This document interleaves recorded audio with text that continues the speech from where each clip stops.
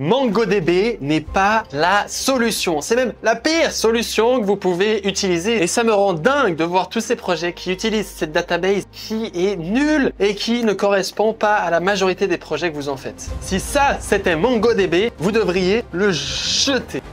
MongoDB. Ah, ça c'est MongoDB. Bon, après cette bataille acharnée contre MongoDB, je vais vous expliquer pourquoi ce n'est pas la solution. Et pourquoi c'est la pire solution, en fait. MongoDB n'est pas la solution. Pourquoi? Et pourquoi tout le monde l'utilise? C'est cette question que je me suis posée. Et un ami m'a dit, tu vois ces bootcamps là où ils sont tous assis comme ça? Et ben lui, le professeur ici, il nous raconte MongoDB, c'est super, utilisez-le, ça a l'air d'être génial. Et non, ça sert à rien. Pourquoi est-ce qu'ils expliquent que MongoDB c'est super? Parce que en 3 mois, enseigner React, Angular, machin, truc, et SQL, et PostgreSQL, il faut se calmer. Donc, en fait, ils vont trop vite. Et du coup, vu qu'ils vont vite, ils disent, mais utilisez MongoDB, c'est super rapide et c'est simple à apprendre. Tu fais 3 clics et c'est setup. Non. C'est une très mauvaise idée. Et beaucoup trop de projets utilisent MongoDB à tort. Et dans cette vidéo, on va l'expliquer. Parce que, en fait, le problème, c'est que utiliser MongoDB, c'est bien. Mais si tu utilises MongoDB pour faire ça, un schéma MongoDB qui a, par exemple, des posts, qui est lié avec des relations, je répète le mot relation, mémorisez-le, qui est lié avec des relations à Commons, qui lui-même est lié à des relations à Post, bon ça c'était normal, mais qui est lié à ce name ici, à ce user qu'on voit juste ici. Donc en fait ce qu'on est en train de faire, ça s'appelle du relationnel. Mais on utilise MongoDB. MongoDB relationnel, MongoDB... Il y a eu un bug dans ma tête quand j'ai mélangé ces deux mots. Parce que ce qu'on voit ici, c'est ce qu'on appelle du relationnel. Et justement, MongoDB n'est pas conçu pour gérer du relationnel. Ce qui permet de gérer du relationnel, c'est le SQL. C'est le travail du SQL de gérer du relationnel. Ici, j'ai mis PostgreSQL parce que franchement, ce logo d'éléphant avec des lunettes, c'est de loin le plus sexy. Waouh! Mais tout autre outil SQL, c'est exactement fait pour faire ça. Et du coup, le premier point qui m'énerve, c'est que MongoDB est utilisé dans beaucoup de cas pour faire du relationnel. Quand MongoDB n'est pas créé pour faire du relationnel. Un des points importants du SQL, c'est qu'il implémente de manière parfaite la logique acide, que tu peux voir juste ici. Alors, MongoDB aussi le fait, mais le SQL, il le fait depuis beaucoup plus longtemps et je le trouve beaucoup mieux. Donc, le acide est composé de 4 principes qui font son acronyme. Le premier, c'est l'atomicité. Imaginons que tu sois en train de cuisiner un gâteau. La recette, elle exige que tu ajoutes d'abord de la farine, puis du sucre et enfin les œufs. Si tu commences à ajouter de la farine, mais que tu te rends compte à mi-chemin en fait que t'as pas d'œufs, tu vas pas continuer le gâteau. Tu vas tout abandonner. Et donc l'atomicité, c'est de se dire, soit tout fonctionne correctement, soit il y a un problème et dans ce cas, on arrête tout. C'est-à-dire qu'il faut tout exécuter dans une intégralité et on peut pas faire un petit peu ou rien. C'est tout ou rien. Le deuxième, c'est le C, la cohérence. C'est-à-dire que dans notre base de données, il faut que chaque transaction, c'est-à-dire chaque appel SQL, chaque modification de la base de données, elle passe d'un état cohérent, valide, à un autre état cohérent. Tu peux pas passer d'un état valide à un état où il y a des erreurs, etc. Donc ça valide la cohérence entre chaque modification de ta base de données. L'isolation, le I, c'est pour éviter ceci. Imaginons que tu es en train de lire un livre et qu'à tout moment, tu as un gars, il arrive et il change d'histoire.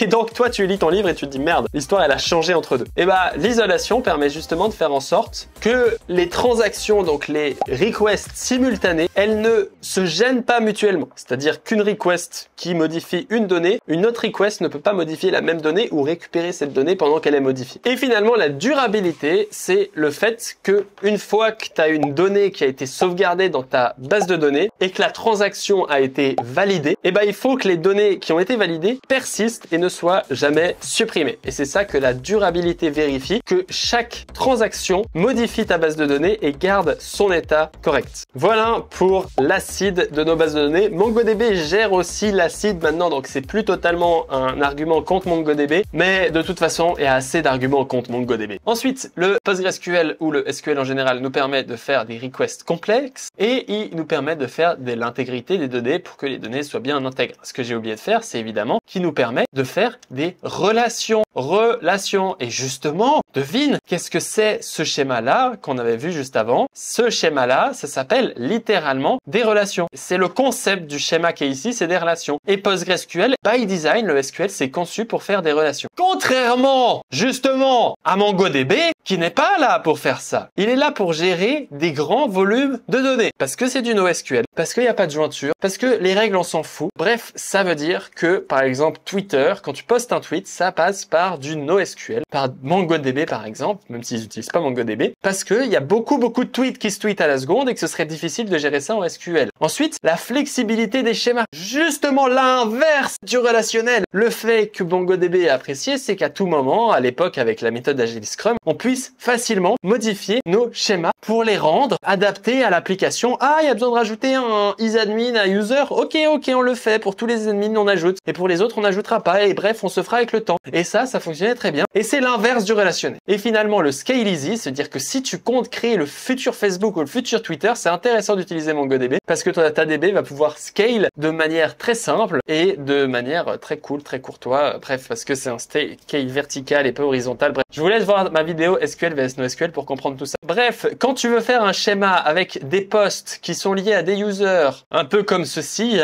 pour schématiser l'histoire en 2 temps 3 mouvements, quand tu veux faire ce genre de truc, non, c'est pas MongoDB qu'il te faut, on brûle ce MongoDB, brûlez-le de vos vies, qui peut disparaître quelque part. Ce qu'on veut, c'est du Postgres ou du MySQL ou n'importe quel outil qui fait du SQL. C'est bien plus pratique et en général, c'est bien plus maintenable. Pourquoi est-ce que je fais ce coup de gueule? C'est parce qu'il y a beaucoup de gens qui utilisent MongoDB dans leurs applications, alors que vraiment, c'est pas la solution. Moi, j'ai déjà travaillé sur des projets en freelance qui étaient faits entièrement avec MongoDB et je me suis arraché les cheveux. Littéralement, leur database, c'était du full relationnel et le gars a utilisé du MongoDB parce que cette merde stack de...